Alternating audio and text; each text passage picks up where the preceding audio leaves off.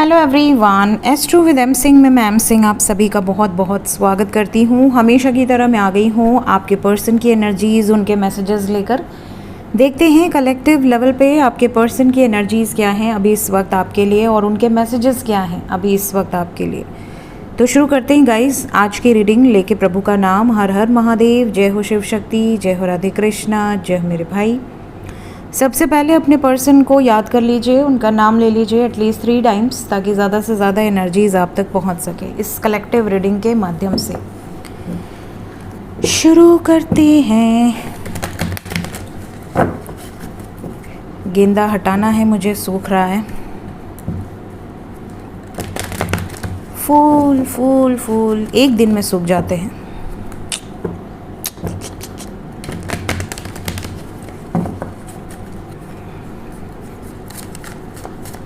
चलिए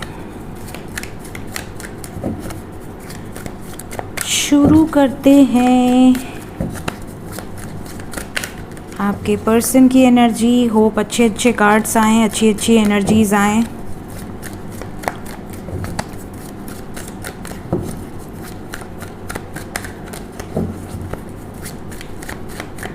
please guide करें angels. Energy 5 cards,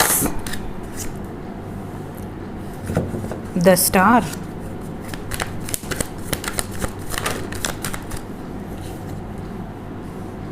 death, the sun. तीनों major arcana, the star, death and the sun. Then we have 7 of cup, 7 of cups. Then we have the emperor. Cards नज़र आ रहे हैं आपको? पीछे करें थोड़ा, आप ठीक है? अब नज़र आएंगे।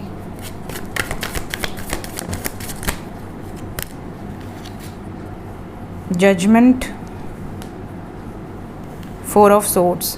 बहुत सारे मेजर अरकाना हैं। We have 1 2 3 4 5 major arcana in 7 cards.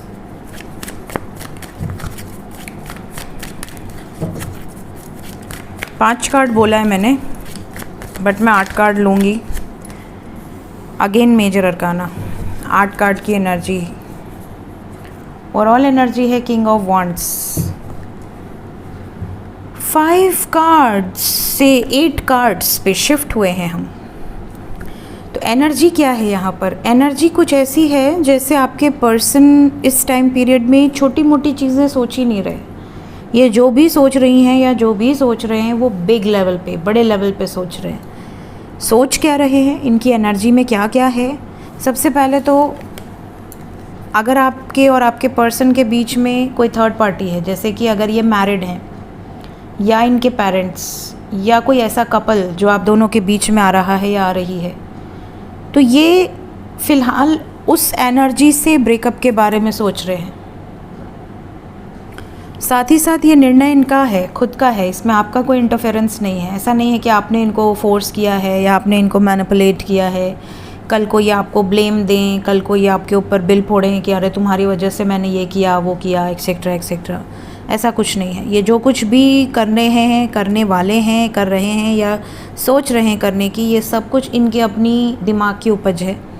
ये भी नज़र आ रहा है कि ये सिचुएशन या तो एंड हो चुकी है ऑलरेडी काफ़ी लोगों के पर्सन की एनर्जीज़ में, क्योंकि ये दुख मना रहे हैं, सफरिंग में हैं, टेंशन है इनको कुछ चीज़ों की, अभी इससे उभरे नहीं है कम्प्लीटली इस लॉस से।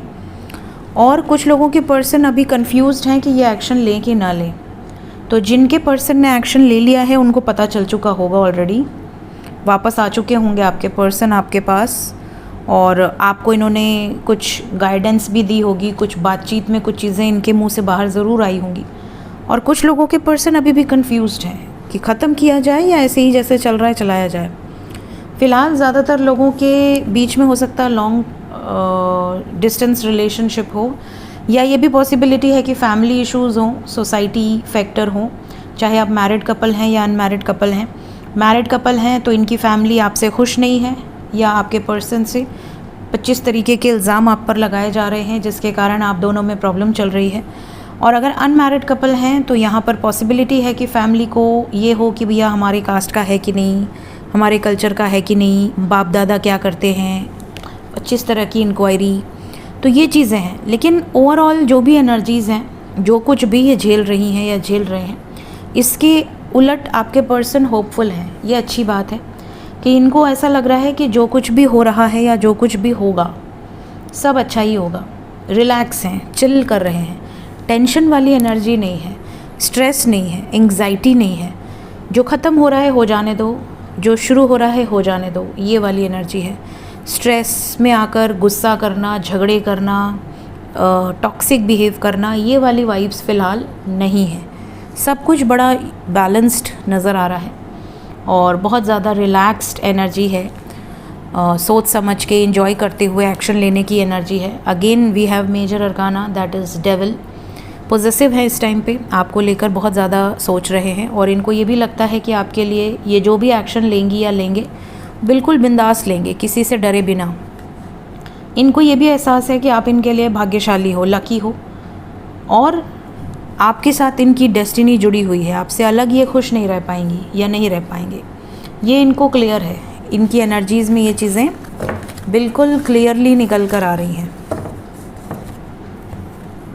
लेट्स चेक कि मैसेज क्या है आपके लिए अभी इस वक्त। क्या मैसेज है जो आप तक पहुंचाना चाहते हैं आपके पर्सन।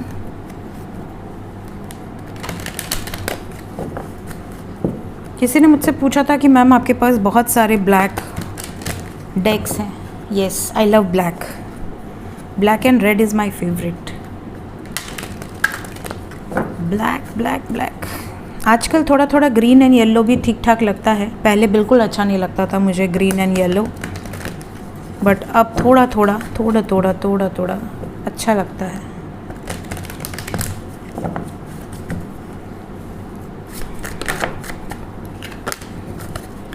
मैसेजेस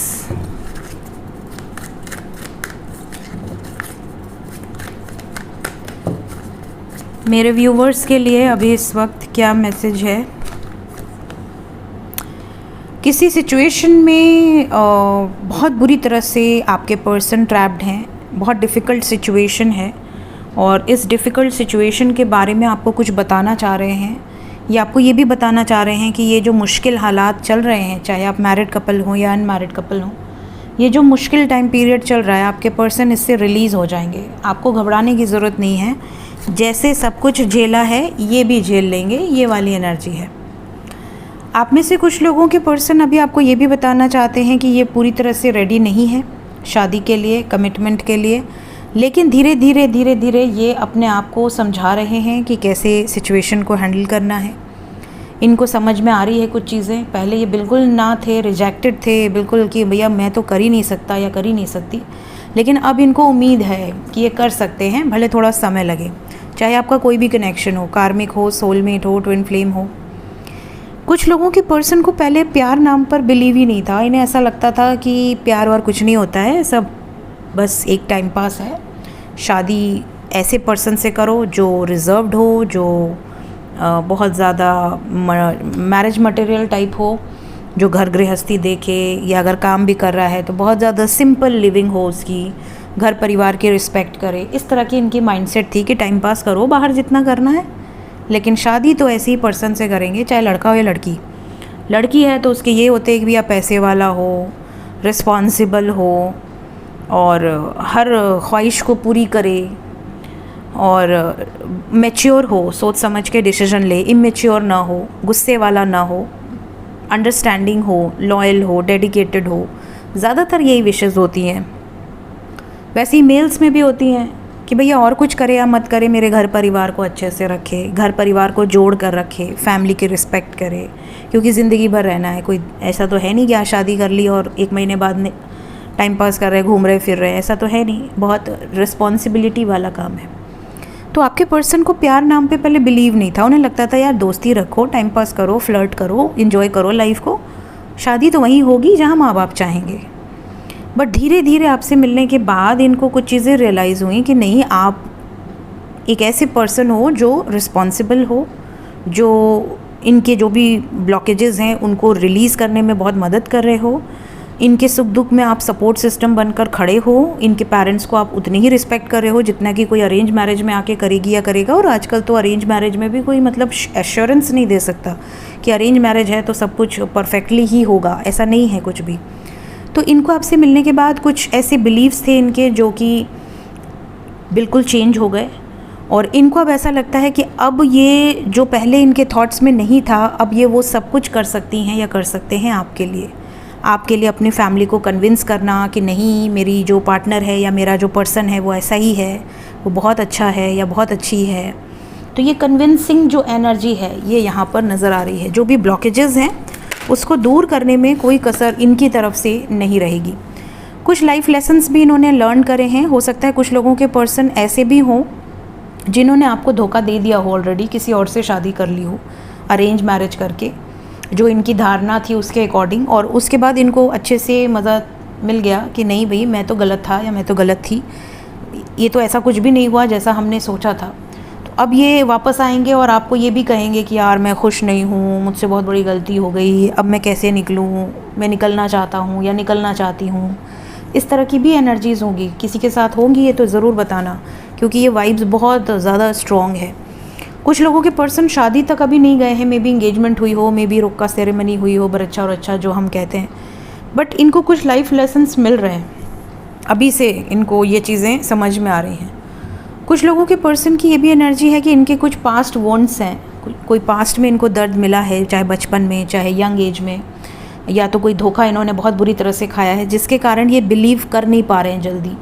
आपकी तरफ से कोई गलती ना होते हुए भी ये आप पर शक कर रहे हैं। तो ये इनके पास्ट वॉन्ट्स हैं, या तो पिछले जन्म से रिलेटेड हैं या इसी लाइफ से रिलेटेड हैं। कुछ ऐसे ज़ख्म हैं जो अभी तक भरे नहीं हैं, जिसके कारण ये हर किसी को उसी नज़र से देख रहे हैं। तो ये भी मैसेज यहाँ पर कुछ लोगों के पर्सन का नज़र आ रहा है।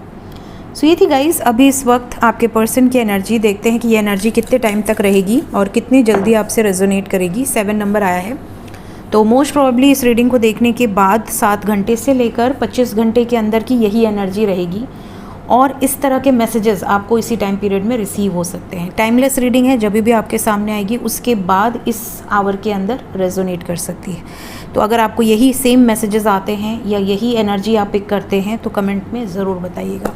सो ये थी गाइस अभी इस वक्त आपके पर्सन की एनर्जी। मिलते हैं इसके बाद नेक्स्ट रीडिंग में। Till then take care, bye bye.